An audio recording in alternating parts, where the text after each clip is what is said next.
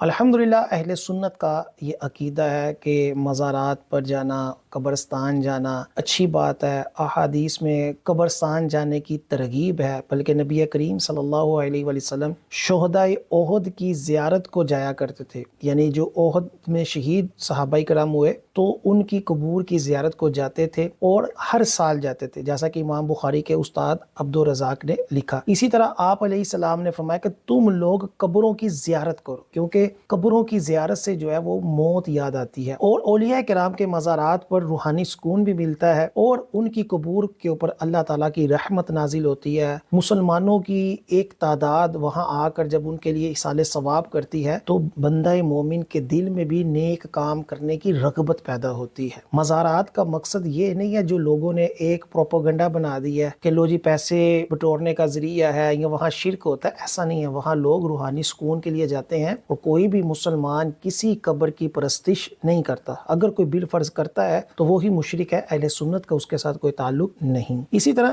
جب قبرستان جانا چاہے تو مستحب ہے کہ پہلے اپنے مکان میں 2 رکعت نماز نفل پڑھے، ہر رکعت میں فاتحہ اور آیت الکرسی ایک بار، اور قل هو اللہ احد والی جو پوری صورت ہے 3 بار پڑھے، اور اس نماز کا ثواب میت کو پہنچائے، اور اللہ عز و جل میت کی قبر میں نور پیدا کرے گا اور اس شخص کو بہت بڑا ثواب عطا فرمائے گا۔ اب قبرستان جائے، راستے میں فضول گوئی اور دیگر فضول کاموں میں مشغول نہ ہو۔ جب قبرستان پہنچے جوتیاں اتار دے، یعنی اصل جو ایک طریقہ ہے قبرستان جانے کا وہ ننگے پاؤں ہے، لیکن آج کل جس طرح کے وہ راستے ہوتے ہیں یا وہاں کانٹے ہوتے ہیں تو اس صورت میں جوتے پہن کر بھی اگر چلا جائے تو کوئی حرج نہیں، اور قبر کے سامنے اس طرح کھڑا ہو کہ قبلے کو پیٹھ ہو اور میت کے چہرے کی طرف منہ ہو۔ ہم روزہ رسول پر جب جاتے ہیں تو وہاں کے جو سعودی مولوی ہیں انہوں نے ایک اپنے پاس ایک جس طرح اور دین کے کئی مسائل غلط ایجاد کر لی ہیں، اسی طرح ایک یہ بھی مسئلہ نکالا ہے کہ روزہ رسول کی طرف پیٹھ کرو، حالانکہ ایسا نہیں ہے۔ صحیح طریقہ یہی ہوتا ہے کہ جب میت کے پاس آئے ہیں، قبرستان آئے ہیں، تو میت کی طرف منہ کریں گے، تو جو قبر والا ہے اس کی طرف منہ کر کر پیٹھ قبلے کی طرف کریں گے، ورنہ آقا علیہ السلام کے بارے میں تو واضح حدیث پاک ہے کہ آپ اپنی قبر میں اسی طرح ہے جس طرح آپ کو دفن کیا گیا، کہ انبیاء علیہ السلام اپنی قبروں میں زندہ ہیں، رزق دیے جاتے ہیں، اور ان کے جسموں کو زمین کے اوپر حرام کر دیا۔ تو جب انبیاء علیہ السلام کی یہ شان ہے اور ان کے صدقے اولیاء کرام کی، تو اب اگر کوئی بندہ کسی سے ملاقات کرنے جائے تو اس کی طرف پیٹھ کرے گا یا منہ کرے گا؟ تو اس کی طرف جو ہے وہ منہ کرے گا، اور یہ کہیں نہیں لکھا ہوا کہ جو قبلے کی طرف ہی منہ کیا جائے، بلکہ جو اصل طریقہ ہے کہ جو ہتھیلیاں ہیں ان کا قبلہ آسمان ہے، جب دعا مانگیں تو ہتھیلیاں جو ہیں ان کا آسمان کی طرف رخ ہونا چاہیے۔ یہ طریقہ ہے، یہ نہیں ہے کہ مزار کی طرف پیٹھ کر کر ہی قبلے کی طرف ہی منہ کر کر دعا مانگنا ہے۔ وہ عام حالت میں بہتر ہوتا ہے کہ قبلے کی طرف منہ کریں، لیکن جب کسی مزار پر جائیں، جب قبرستان جائیں تو اس کا طریقہ دوسرا ہوتا ہے۔ اب جب قبرستان جائیں تو سب سے پہلے السلام علیکم یا اہل القبور یہ پڑھیں، یہ آسان ہے، اور بھی اس کی مزید تفصیلی دعا ہے جو آپ کے گروپ میں پیش کی گئی، اور سورہ فاتحہ، آیت الکرسی، اور سورہ اذا زلزلت الارض، اور سورہ الحاکم التکاثر پڑھیں۔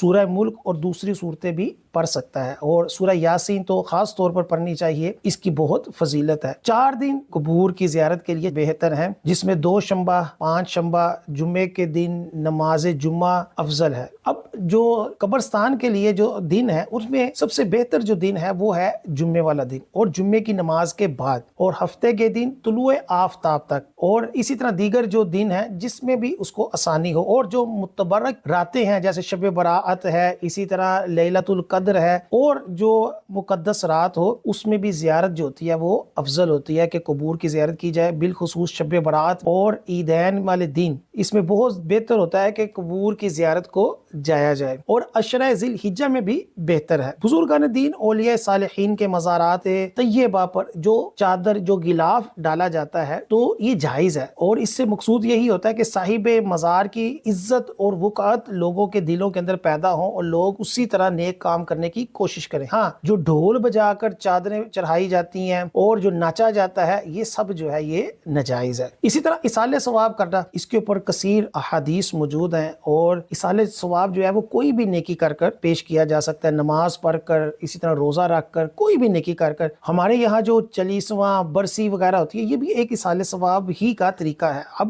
اصالہ ثواب زندوں کو بھی ہو جاتا ہے اور مردوں کو بھی ہو جاتا ہے، اور ایصال ثواب کا مطلقاً انکار کرنا یہ گمراہی ہے۔ اگر کوئی یہ کہے کہ کوئی بھی ثواب کسی کو ہم ایصال نہیں کر سکتے، جیسا کہ پہلے زمانوں میں بھی گمراہ لوگوں کا یہ عقیدہ تھا، تو وہ شخص گمراہ ہوگا، کیونکہ ایصال ثواب جو ہے وہ ثابت ہے۔ چنانچہ حضرت سعد رضی اللہ تعالیٰ عنہ صحابی رسول تھے، ان کی والدہ ماجدہ کا جب انتقال ہوا اور انہوں نے حضور اقدس صلی اللہ علیہ وآلہ وسلم کی خدمت میں عرض کی، یا رسول اللہ صلی اللہ علیہ وسلم، سعد کی ماں کا انتقال ہو گیا ہے، کون سا صدقہ افضل ہے؟ آقا علیہ السلام نے فرمایا پانی، کیونکہ ان زمانوں میں پانی جو تھا وہ بڑا نایاب تھا۔ تو حضرت سعد نے کنواں کھودا اور یہ کہا کہ یہ سعد کی ماں کے لیے ہے، یعنی سعد کی ماں کے ایصال ثواب کے لیے۔ تو یہاں سے یہ پتہ چلا کہ جو بھی چیز اپنے مرحومین کے لیے ہم ایصال کر دیں، کوئی مسجد بنا دیں، کوئی مدرسہ بنا دیں، کوئی اسپتال بنا دیں، کوئی سبیل لگا دیں، تو یہ بہت اچھا ہے، اور یہ صحابی رسول سے ثابت ہے، اور آقا علیہ السلام نے خود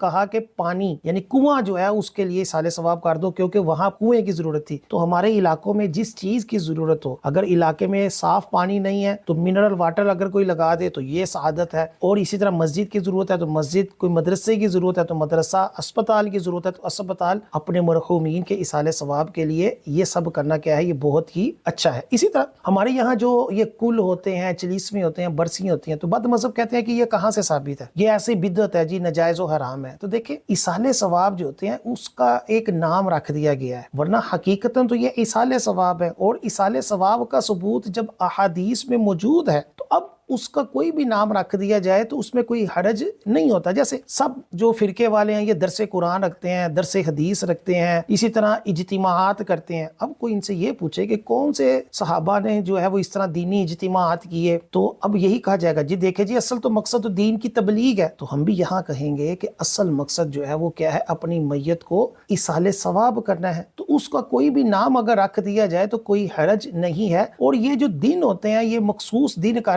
اس لیے کیا جاتا ہے کہ لوگ بآسانی جمع ہو جائیں، کوئی اس کو فرض و واجب نہیں سمجھتا کہ انہی دنوں میں ایصال ثواب ضروری ہے، تو ایک عرفی طور پر یہ ایک نام رکھے گئے ہیں، ورنہ اصل مقصود کیا ہے، وہ ایصال ثواب ہے۔ تو اللہ تعالی ہمیں اپنے مرحومین کے لیے ایصال ثواب کرنے کی، ان کے لیے دعائے مغفرت کرتے رہنے کی توفیق عطا فرمائے۔